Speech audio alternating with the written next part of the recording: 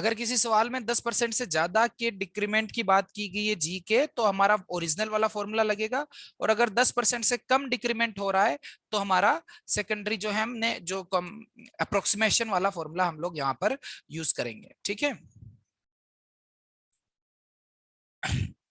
Okay, जो next चीज है जहां पर हम इसको फर्दर मैं आगे ले जाता हूं, एक परसेंटेज कंपैरिजन वाला सवाल जैसे हमारे पास मैंने आपसे पूछा भी था, और इससे रिलेटेड मैं कभी कभी पूछ भी लेता हूं, तो मैं यहां पर पूछता हूं। चलिए एक एग्जांपल के थ्रू पूछ के इसको कंप्लीट करते हैं। If the height is increased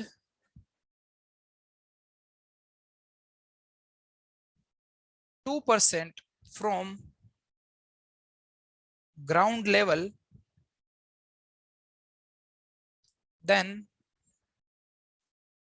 find out the effect in the weight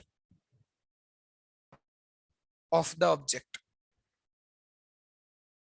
जिस ऑब्जेक्ट को ऊपर उठाया जा रहा है कितनी हाइट तक, 2% ऑफ द इंक्रीज 2%, हाइट की जगह डिस्टेंस कर देते हैं ताकि थोड़ा कम अंग्रेजी लिखनी पड़ेगी। Distance is increased 2% from ground level, then find out the effect in the weight of the object। Object के वेट में क्या इफेक्ट आएगा ये आपको बताना है। डिस्टेंस ऑब्वियसली अगर नापी जा रही तो सेंटर से नापी जाएगी। ये आपका थोड़ा सा अंग्रेजी में डालकर मैंने ये सवाल आपको परोसा है, एज वेल एज डेटा देने की बजाय मैंने आपको परसेंटेज दे दिया है। तो सिंपल सी बात है, how would you tackle it. यहां पर एक ही सवाल आपके सामने आ जाता है कि टेकल कैसे करोगे, मतलब ऐसे सवाल अगर आपके सामने आ जाते तो आप क्या करोगे।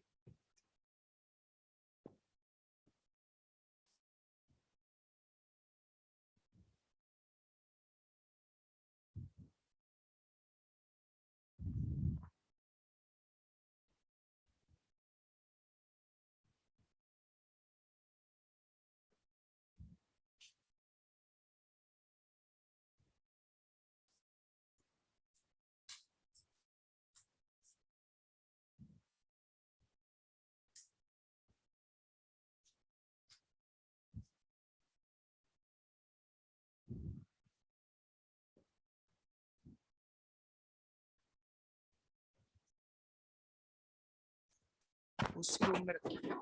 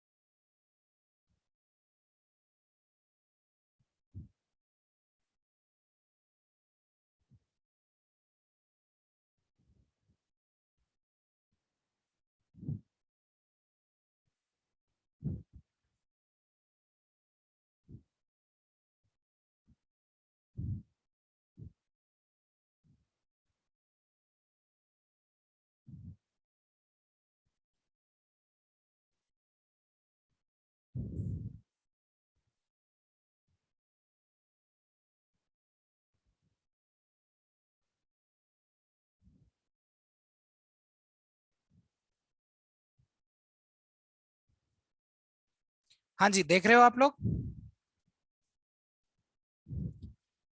हेलो। Yes sir. यस हाँ सर। जी, जो डेटा है वो मैं आपके सामने लिख चुका हूं। जैसे ये सेंटर है, सेंटर से जो डिस्टेंस है पहले आ रही थी, अब हमने वो कितनी आरी का 2% इंक्रीज कर दिया है डिस्टेंस, 2% ऑफ द आरी बढ़ा दिया है। ये 2% ऑफ आरी मैंने ये डिस्टेंस एच को कितना लिख दिया, 2% ऑफ RE। उसका मतलब होता है RE इंटू 2 डिवाइडेड बाई 100। तो चाहो तो आप उसे इस तरह से भी लिख सकते हो। यहाँ पे मैं साइड में उसका मैथमेटिकल एक्सप्रेशन ले लेता हूँ।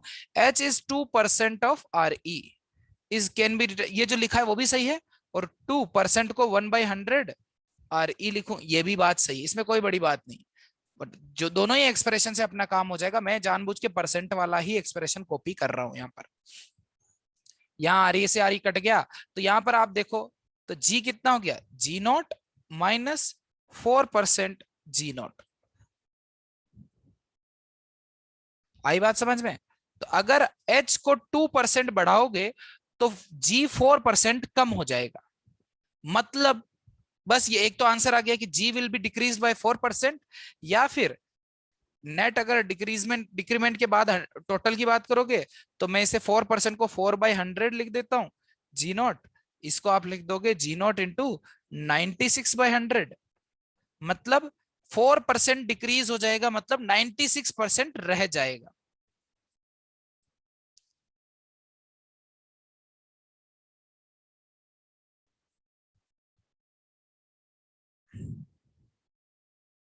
अगर हाइट कंपैरेटिवली, जैसे मैसेज आया किसी बच्चे का, तो इस तरह से नहीं करेंगे हम कि विल नॉट यूज फोर्स बराबर m a will not solve to the that depth. हम लोग जानबूझ के, अगर हमारे पास अप्रोक्सीमेशन लगाने का फॉर्मूला हमारे पास है, तो क्यों ना वही यूज किया जाए। हम लोग अप्रोक्सीमेशन से ही काम करेंगे। हम लोग डायरेक्ट एनालिसिस जो है, डायरेक्ट कितना जल्दी हो गया, 3-4 स्टेप में, हाँ कि ना?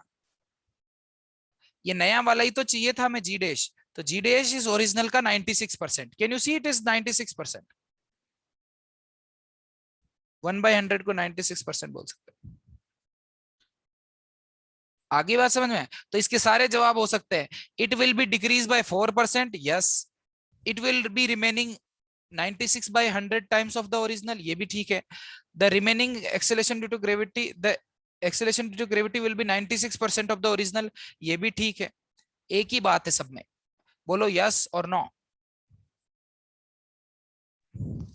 Yes sir. Yes sir. Yes sir. Copy कर लो और उसको फाइनल बताओ कि you are done.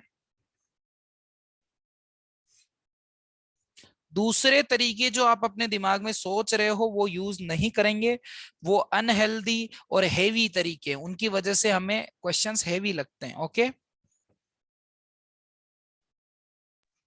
Yes sir.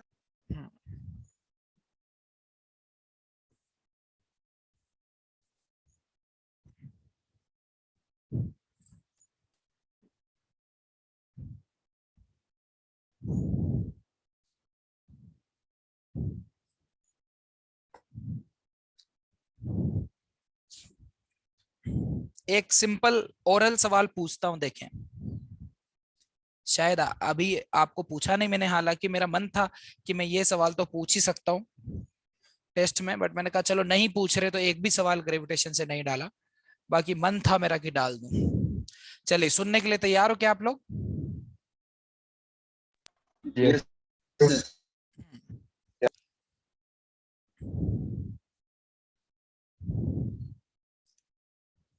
Where will you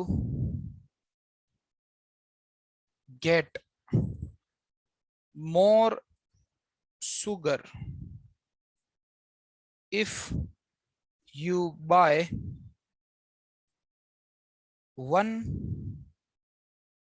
kg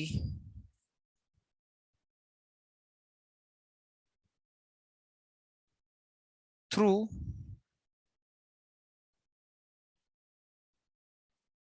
spring balance? पहला ऑप्शन है पॉल पर, एट द बॉल।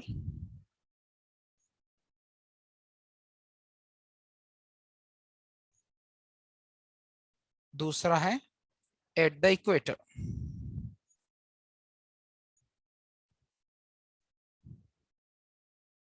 दोनों ऑप्शन में से आपको कौन सा सही लग रहा है?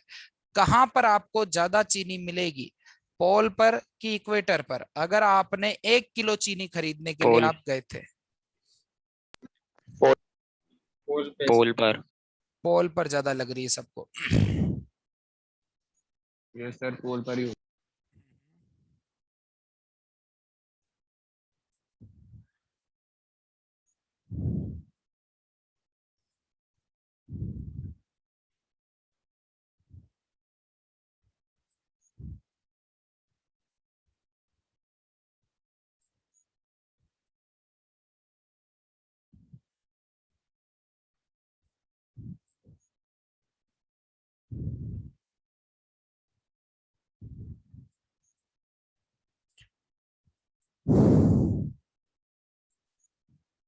स्प्रिंग बैलेंस जो होता है फोर्स की मदद से चीजों को वे करता है। उसमें एक स्प्रिंग होती है, उस स्प्रिंग को एक तरफ से ऑब्वियसली किसी चीज से जोड़ दिया जाता है, दीवार से हाथ से पकड़ लो और नीचे आप जैसे चीनी लटका दो। तो जितनी भारी चीज आप लटकाओगे ये स्प्रिंग उतनी ज्यादा खींचती है, उतना ही ज्यादा इसमें फोर्स आता है। जैसे ये m मास का ऑब्जेक्ट लगाया तो नीचे इस पर mg वेट लगता है, तो यहाँ पर जो टेंशन होती है वो भी mg होती है। तो इस mg की मदद से यहाँ रीडिंग आती है। तो ये रीडिंग क्या आती है? रीडिंग हमेशा आती है, देखना, रीडिंग आती है टेंशन डिवाइडेड बाय जी। ये जी नीचे चला जाएगा, ये टेंशन है mg के बराबर है, तो टेंशन क्या आ जाएगा? m कितना आ जाएगा? टेंशन डिवाइडेड बाय जी। बोलो हाँ कि ना। Yes sir. Yes sir. और जब ये रीडिंग 1 के बराबर आ जाएगी तो हमें 1 kg चीनी मिल जाती है, ऐसा हम मानते हैं। Okay, yes sir. मतलब फॉर 1 मैं मान लेता हूं 1 अगर मुझे रीडिंग चाहिए तो टेंशन की एक स्पेशल वैल्यू आनी चाहिए T1। हाँ कि ना? मतलब सिंपल सी बात है, स्प्रिंग वैलेंस से हम टेंशन या फिर वेट नापते हैं, वे करते हैं force tension bye its weight. Objects का वेट डिसाइड करता है, वेट की मदद से हम स्प्रिंग बैलेंस को नापते हैं। जबकि वो होता है ना अदालतों में एक तुला ऐसा होता है, गांवों में पहले कभी देखा होगा ऐसे, है ना? सब्जी मंडी, गुना की सब्जी मंडी में तो अभी भी ये है। देखा है यस। एक लेडी मस्त आंखों पे एक चश्मा लगा के खड़ी रहती है यहाँ पे। Yes yes sir. और नॉट? तो ये जो होता है ये, इससे मास नापा जाता है। इधर जितना मास होता है उतना इधर मास होता है। इसमें वेट का कोई लेना देना नहीं होता। इसमें वेट कैसा ही हो मास बराबर आता है। कौन बराबर आता है? मास। तो ये जो बैलेंस होता है ना, तुला कमानी पुराना जो हिसाब किताब, उसमें mass is equal to mass. इधर आप गेहूं रख दो और इधर आप घी रख दो, वो मास बराबर होगा तो हॉरिजॉन्टल हो जाएगा, बात खत्म। उसमें जी का कोई लेना देना नहीं होता क्योंकि जी दोनों का कट जाता है। तो वो मास नापता है, पुराना तुला जो है मास की मदद से मास ही नापता है, अमाउंट नापता है मास की मदद से। वो बहुत अच्छा चीज होता है। उस तुला को लेके आप मून पे भी चले जाओगे ना, तब भी वो 1 किलो को 1 किलो ही बताएगा। ये कभी गलत करता ही नहीं है क्योंकि उसने चश्मा पहना हुआ है, लड़की ने जो जिसको पकड़े हुए रहती है। राइट और नॉट? ये इसलिए गलत नहीं करता क्योंकि मास को मास से कंपेयर करता है, मास बराबर होता है तो बराबर बोलता है। जी का इसमें कोई लेना देना नहीं होता एक्सेलरेशन ड्यू टू ग्रेविटी का। आई बात समझ में?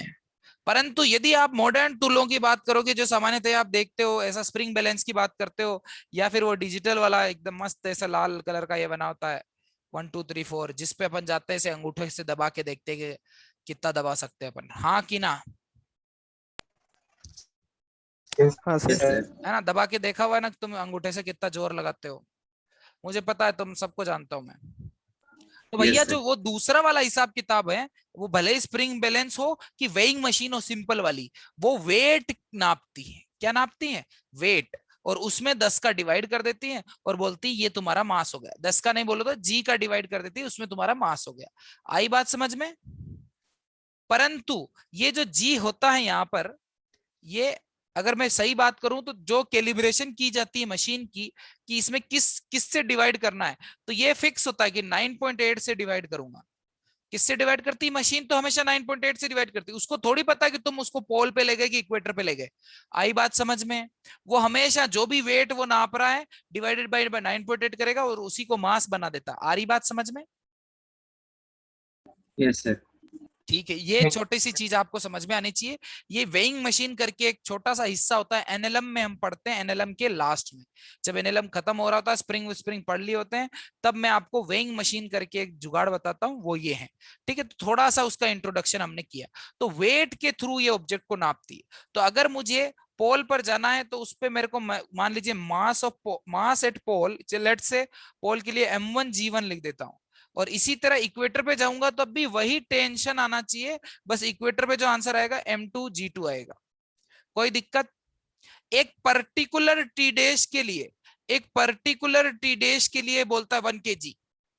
ये 1 kg कब बोलता है? जब टी डैश टी कितने बराबर हो, टी जब टी डैश ऐसे जानबूझ के आपको समझाने के लिए बोल रहा हूं, टी जब टी डैश के बराबर होता है तो मास को कितना बता देता है?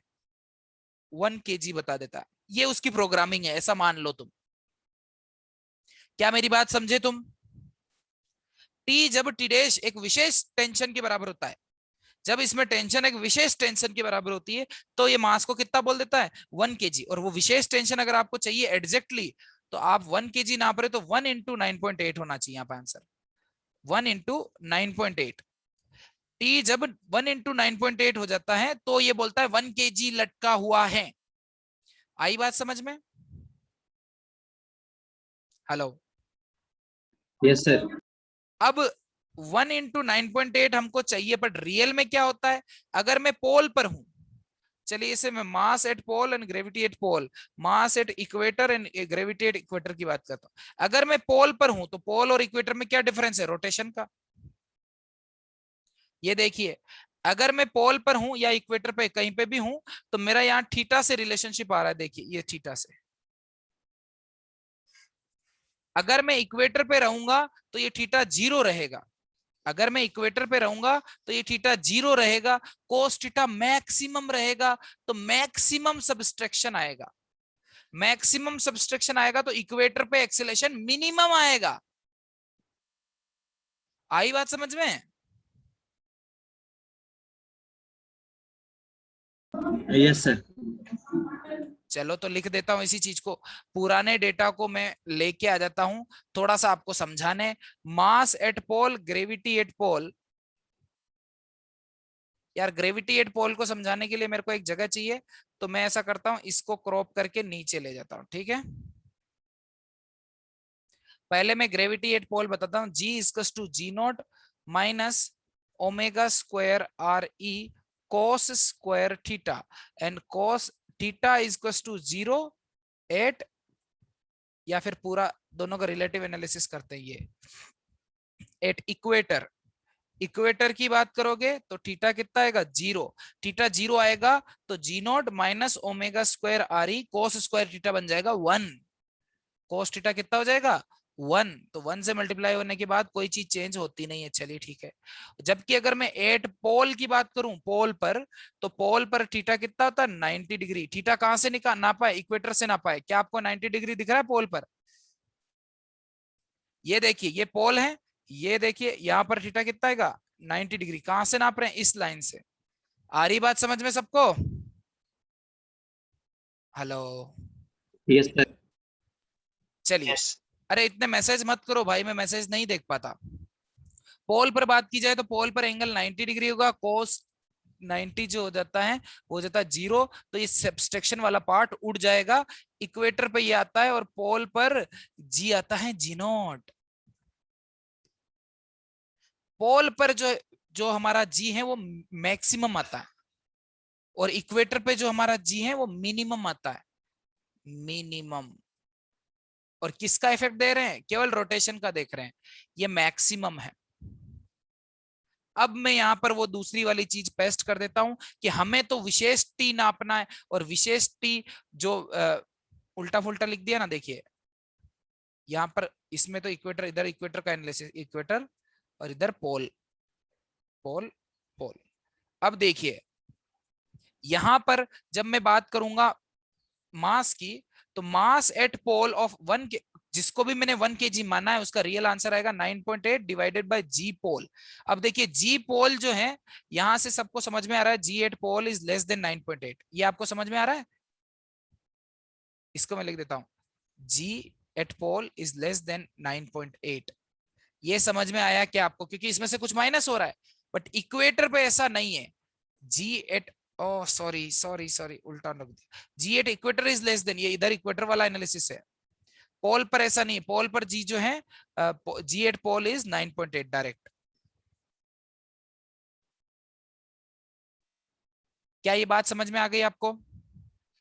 यस सर, क्लियर है। है ना? कभी कभी मैं ज्यादा एक्सप्लेन कर देता हूँ, क्योंकि मुझे ऐसा लगता है कि इनको समझ में आ रहा है कि नहीं आ रहा। तो इसमें अगर पोल पर जाके आप मास किसी चीज को नापोगे 1 kg को, तो आपको 1 kg ही मिलेगा। मास एट पोल 1 kg ही मिलेगा, क्योंकि पोल पर सही आंसर आता है, इक्वेटर पे गलत आता है। और वो कितना आता है देखो, ये जो जीपी है, जी सॉरी इक्वेटर, इक्वेटर पे जी जो है वो 9.8 से कम है। तो यहीं से समझ में आ रहा है कि जब मैं डिवाइड करूंगा किसी छोटी चीज है, तो MP is greater than 1 kg आएगा। तो अरे मार देंगे तुमको, इक्वेटर इधर है। इक्वेटर इक्वेटर इक्वेटर इक्वेटर, तो इक्वेटर पे जो मास आएगा 1 kg नापने पर भी 1 kg से ज्यादा आएगा। आई बात समझ में? क्योंकि यहां पर जी कम है, इक्वेटर पे जी जो है वो कम है।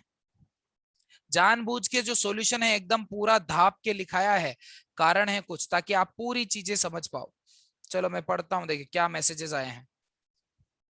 आशुतोष शर्मा लिखते हैं कि will take h is okay, ठीक है वो बात हो गई। Then compare, yes sir understood, ठीक है शाबाश। राज कौशल का आंसर आया 1, पता नहीं किस चीज का। पोल्स, पोल्स, पोल्स भी सही बात है, क्योंकि 2 पोल है। 1, 1 का मतलब पोल ही था क्या? हाँ पोल पोल पोल। फिर किसी ने, सूर्यांश द्विवेदी ने लिखा equator due to effect of rotation. और हमारा आंसर आया है इक्वेटर। इक्वेटर पे जो मास है वो ज्यादा नपेगा। 1 किलो लेने जाओगे और 1 किलो से थोड़ा ज्यादा लेके आओगे चीनी। जापानी भी ज्यादा ला सकते हो तुम।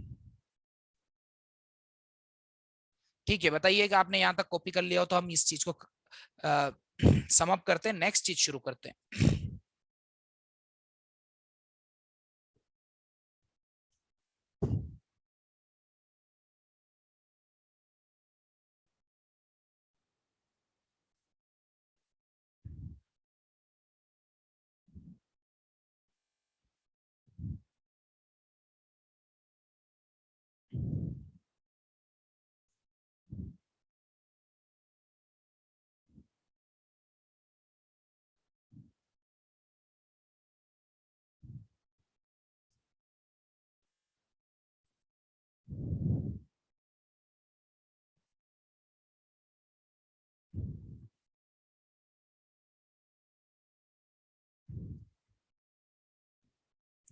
अगर मेरे को केवल एग्जाम में सोल्व करना होता तो मैं बोलता mg जो है सेम होना चाहिए, mg जो है सेम होना चाहिए, वेट सेम होना चाहिए।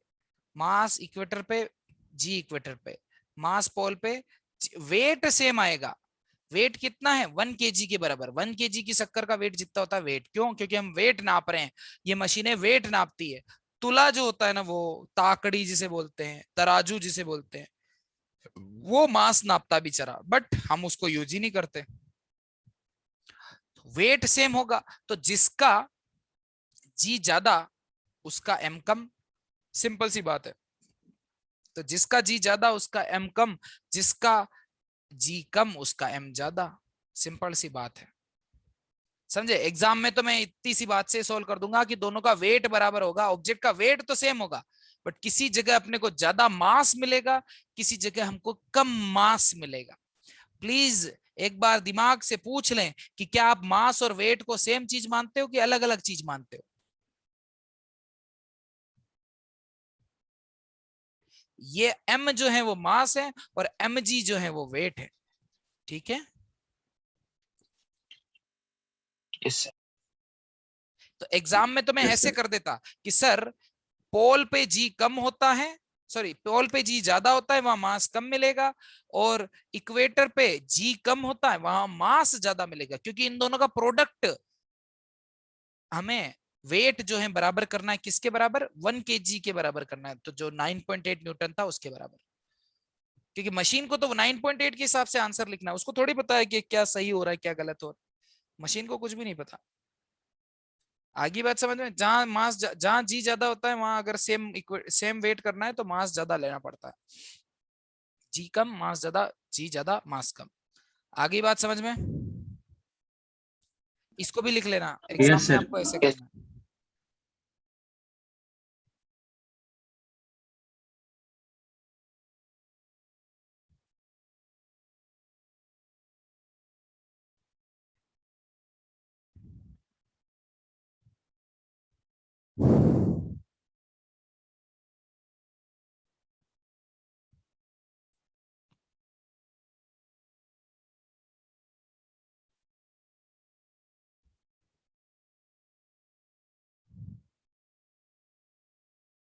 टुंग टुंग टुंग टुडुंग टुंग।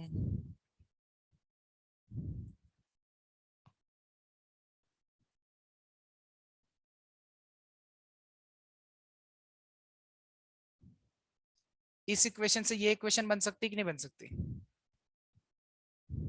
इससे yes 9.8 by Yes, GE sir. जो बन है सकती ग्रेटर देन 1 है, तो वो एमई भी ग्रेटर देन 1 हो गया। आगे बात समझ में, Yes. ठीक है। तो यहाँ पर यस मुझे स्मॉल जी और स्मॉल जी के एनालिसिस जो है मैं यहाँ पर कंप्लीट मान रहा हूँ, और इससे रिलेटेड कोई छोटे मोटे सवाल आते हैं, छोटे सवाल तो हमने कर लिए, मोटे सवाल आते हैं तो वो भी हम कर लेंगे। देखते हैं डीपीपी से डिसाइड करेंगे कि किस लेवल का हमारे को यहाँ पर सवाल पूछा जाता है। प्रीवियस ईयर क्वेश्चंस जो है उनसे हम डिसाइड करेंगे कि हमारे सवाल का लेवल यहाँ पर कैसा आने वाला है। अब जो नेक्स्ट चीज हम यहाँ पर पढ़ रहे हैं, इसमें अगर आपका पेपर जो है कंप्लीट हो चुका हो तो आप next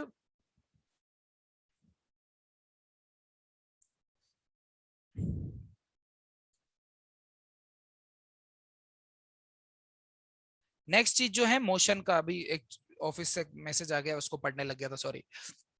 motion of an object in planet system.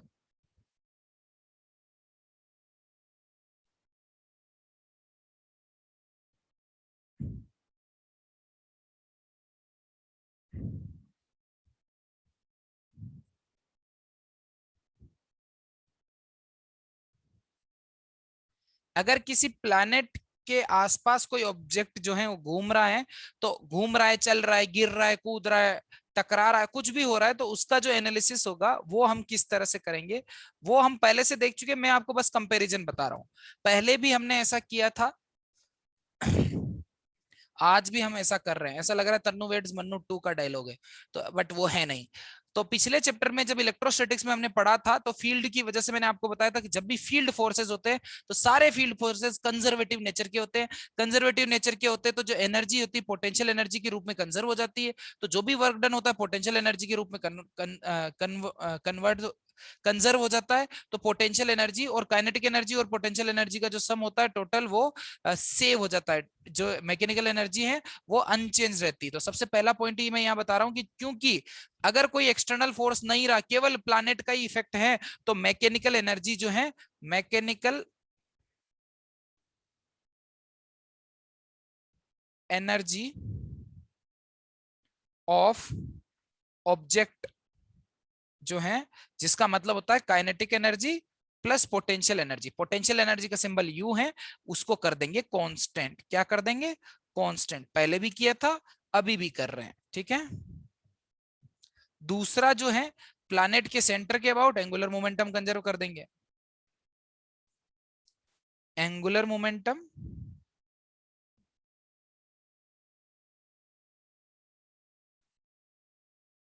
Capital L बोलते हैं इसे, वेक्टर एक क्वांटिटी होती है, L about centre of planet, इसको भी क्या कर दूंगा? कांस्टेंट। क्योंकि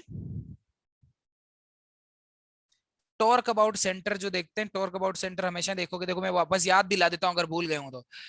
ये अर्थ है, मान लीजिए ये ऑब्जेक्ट मस्त घूम रहा है, तो जो फोर्स लगेगा ऐसा लगेगा, तो सेंटर से अगर देखोगे तो इन दोनों फोर्सेस का कोई टॉर्क नहीं आएगा। इस पॉइंट पे ऐसा फोर्स लग रहा है, वो फोर्स सेंटर से ही गुजर जा रहा है, ये फोर्स जो है सेंटर से ही गुजर जा रहा है तो फोर्स का टॉर्क क्या हो जाता है, सेंटर के अबाउट जीरो। तो जब टॉर्क जीरो होता है तब एंगुलर मोमेंटम कंजर्व होता है। ये बात हम पिछले चैप्टर में कवर कर चुके हैं। आज मैं एप्लीकेशन देख रहा हूँ। क्या आपको इस बात में कोई दिक्कत तो ना है इस चीज से कि नहीं सर ऐसा तो हम होने ना देंगे? नहीं है सर। नहीं है ना? तो लो नो जी। सर। तो एंगुलर मोमेंटम किसके about, centre of the planet के अबाउट आपको कंजर्व कर देना है, आपका काम बन जाएगा। मोमेंटम कंजर्वेशन यहाँ पर हम यूज नहीं करते हैं, अप्रोक्सीमेशन लगाने की वजह से हम लोग यहाँ मोमेंटम कंजर्वेशन नहीं यूज करते। मतलब वेरी हेवी मानकर, तीसरा पॉइंट भी मैं बता सकता हूँ कि अर्थ जो या फिर प्लैनेट जो है वो रिलेटिवली अगर वेरी हेवी हुआ तो लीनियर मोमेंटम कंजर्व नहीं मानते हैं, उसको स्टेशनरी मान के सोल्व कर देते हैं। ठीक है, बट अगर if both the objects are comparable in size, comparable in size, अगर साइज कंपेरेबल होगा तब ही अपन इस चीज को, जो चौथा तीसरा चीज है उसे यूज करेंगे। अगर ये कंपेरेबल होगा इन साइज देन, कंपेरेबल है तो फोर्स तो हमेशा, सिस्टम का टोटल फोर्स हमेशा सिग्मा टोटल तो हमेशा ही जीरो है, ये हमेशा जीरो है। तो momentum conservation P equals to P will also be, momentum P will be constant, total momentum of system, ना कि एक पार्टिकल का, system P, P system SYS लिख दो, विल बी कांस्टेंट। कैसे यूज करेंगे इसको, पहले वाले को कैसे यूज करते हैं, kinetic energy initial plus potential energy initial बराबर kinetic energy final plus potential energy final. इसको तो ऐसे यूज करते हैं, ये बात हम जानते ही हैं, है ना, इसमें कोई बड़ी बात नहीं है। और इसको ऐसे यूज करते हैं एंगुलर मोमेंटम को। एंगुलर मोमेंटम का फॉर्मूला भी अगर आपको भूल गए हो तो R क्रॉस MV होता है, ठीक है, ये भी देख लीजिएगा। और सिस्टम का मोमेंटम भी लेना है तो कांस्टेंट रखना पड़ेगा। तो P ऑफ सिस्टम इनिशियल बराबर P ऑफ सिस्टम फाइनल। पर ये तब यूज करेंगे जब दोनों जो पार्टिकल है सिग्निफिकेंट साइज के हों, दोनों बराबर हों। अब पता चले बॉल फेंकी है, अर्थ खड़ी है, और अपन बॉल के रिलेटिव अर्थ के मोशन को ऑब्जर्व कर रहे हैं, तो अर्थ बॉल के फेंक देने से, जैसे आपने कोई च्युइंगम फेंक दी तो उससे अर्थ हिलती नहीं है, राइट, है ना, अर्थ के ऊपर इंपैक्ट नहीं आता, च्युइंगम ही नीचे गिरती। आई बात समझ में? तो अगर च्युइंगम जो है, अगर ऑब्जेक्ट जो है बहुत छोटा होगा तो हम ये मोमेंटम कंजर्वेशन ना लगा के अप्रोक्सीमेशन लगा देंगे। आई बात समझ में? इन केस ऑफ, आप लोग लिख रहे हो क्या? Yes Yes, sir. sir. In Yes, case of approximation ignore momentum conservation.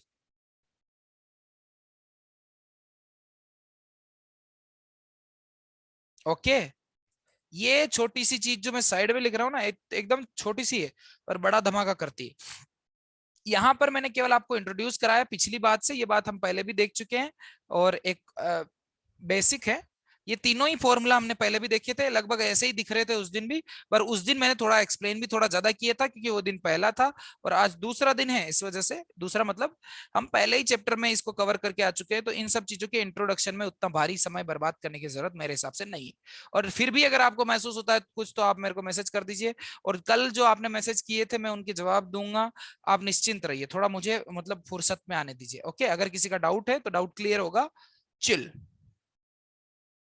अपनी तरफ से मेहनत बढ़ाइए। अगर आपके मार्क्स कम आए हैं तो बहुत बढ़िया मेहनत करो, अगर आपके मार्क्स ज्यादा आए हैं तो और मेहनत करो, ठीक है, क्योंकि you have to, mechanical energy, क्या हुआ बेटा, स्पेलिंग गलत होगी क्या, मैकेनिकल, ME ऐसा ही कुछ होता है, अभी पता नहीं, अभी 2 बार देखेंगे तो याद होगा। सही तो लग रहा है मुझे वैसे। चलिए यहां तक छाप लीजिए, क्लास अपन ओवर करते हैं। मैं आपको DPP ना भेजूं तो मैसेज जरूर कर देना। इसके ठीक बाद मेरी क्लास है, 8 बजे बाद अगर मैंने मैसेज DPP नहीं भेजी हो तो मुझे मैसेज जरूर कर देना ग्रुप में, सर DPP नहीं सर, पेपर। ओके, मैं दूसरे टीचर्स को भी बोल देता हूँ डिस्कशन से पहले पेपर जरूर शेयर करें। Okay hello, yes sir. ठीक है, छापो और निकलो। Bye bye.